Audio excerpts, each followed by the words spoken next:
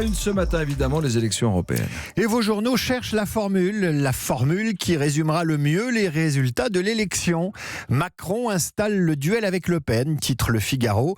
Idem pour Le Parisien aujourd'hui en France, qui place face à face les profils de Marine Le Pen et d'Emmanuel Macron.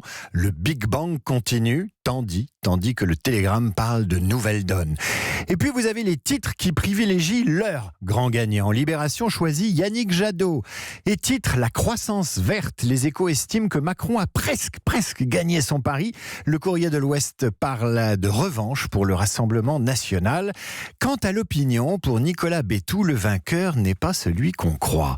Le véritable succès du chef de l'État, c'est lui donc, c'est que la stratégie du vote utile a fonctionné. Elle a ravagé la droite républicaine et atomisé la gauche humiliée. Le parti de Jean-Luc Mélenchon, mais surtout le vote d'hier confirme la recomposition politique de l'élection présidentielle avec d'un côté un parti de gouvernement et de l'autre une force de rejet sous le regard dépité de toutes les oppositions.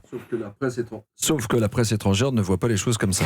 Une défaite très personnelle, résume Courrier International. Le Pen prend sa revanche, écrit le quotidien autrichien Der Standard.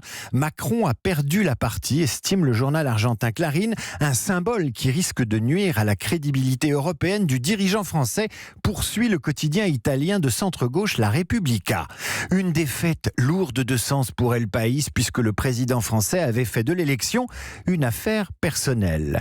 Mais il est une bérésina dont personne ne parle, c'est celle des sondeurs. À part Libération européenne, les sondages à la ramasse, ironise le quotidien. Les estimations des instituts de sondage n'avaient pas prévu le score d'Europe Écologie Les Verts, la déroute des Républicains, ni la participation en hausse. Ils ont mis cul par-dessus tête les prédictions de la totalité des instituts, dont il faut tout de même rappeler à leur décharge qu'ils ne prédisent rien du tout, mais se contentent de photographier l'opinion à un moment donné. Mais tout de même, note le quotidien, personne n'avait vu venir la percée verte. Les mêmes sondages n'avaient pas anticipé la déroute historique des Républicains, ni le sérieux revers de la liste France Insoumise.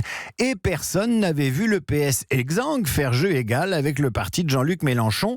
De gauche à droite, conclut Libération, les perdants pourront se dire que les sondeurs ont eux aussi ce matin une sacrée gueule de bois. Avec ses gagnants et ses perdants, l'actualité européenne continue. Avec un mariage, un divorce et des euros. Le mariage, c'est celui des deux géants européens Renault et Fiat Chrysler qui veulent créer un Airbus de l'automobile, nous disent les Échos et Ouest France. Ouest France qui nous annonce que le divorce, lui, sera plus simple en Irlande à l'issue du référendum qui a eu lieu en même temps que l'élection européenne. 82% des Irlandais se sont ainsi prononcés pour un assouplissement des règles de séparation.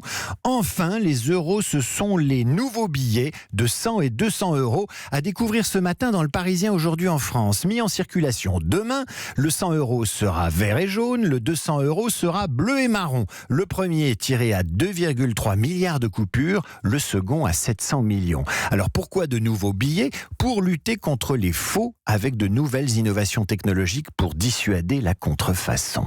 Une autre innovation fait la une des pages loisirs du Figaro, sobrement titrée « Mon toutou est connecté ».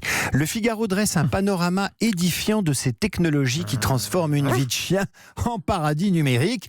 Gamelle à reconnaissance faciale, collier Bluetooth anti-aboiement, litière auto-nettoyante, distributeur de nourriture programmable.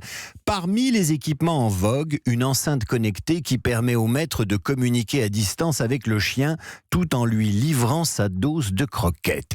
Évidemment, note le Figaro, ces innovations en disent plus long sur le gâtisme des humains que sur les besoins réels des animaux et des chiens, mais les 2,1% pas ridicules du parti animaliste aux élections d'hier confirment que le bien-être animal peut mobiliser l'électorat autant qu'il peut conduire les hommes à acheter n'importe quoi.